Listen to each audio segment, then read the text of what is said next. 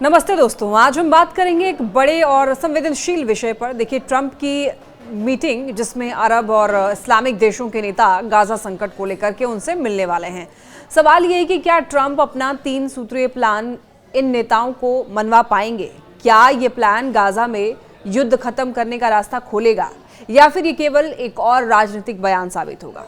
देखिए, रिपोर्ट्स के मुताबिक ट्रंप की योजना के 3 अहम हिस्से हैं। पहला है बंधकों की रिहाई, दूसरा है गाजा से इजरायली सेनाओं की वापसी पर बातचीत और तीसरा युद्ध के बाद गाजा में ऐसा शासन स्थापित करना जिसमें हमास की कोई भूमिका ना हो। तो साफ है कि अमेरिका ये चाहता है कि गाजा का भविष्य हमास के बिना लिखा जाए और वहां एक अलग तरह का प्रशासन खड़ा हो। अब इसे अब तक का सबसे ठोस प्रस्ताव कहा जा रहा है।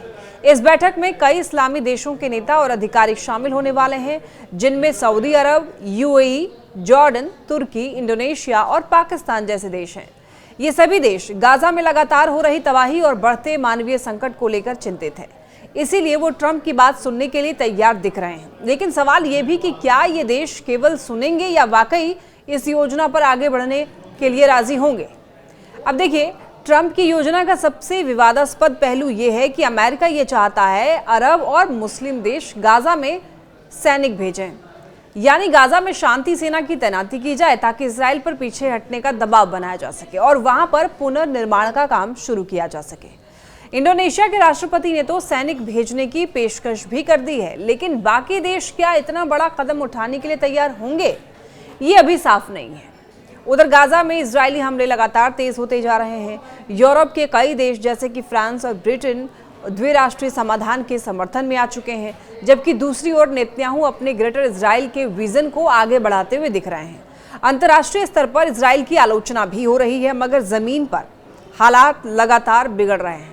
अब सवाल यह है कि क्या ट्रंप की ये योजना सफल हो पाएगी? मकसद देखिए साफ है, युद्ध रोकना, बंधकों को छोड़ना और गाजा में नया प्रशासन बनाना। लेकिन सफलता इस बात पर निर्भर करेगी कि अरब और मुस्लिम देश सैनिक वो आर्थिक सहयोग देने के लिए राजी होते हैं या फिर नहीं, और गाजा की जनता इस बदलाव को स्वीकार करती है या नहीं। तो बिना स्थानीय समर्थन के कोई भी बाहरी प्लान लंबे समय तक टिक नहीं सकता।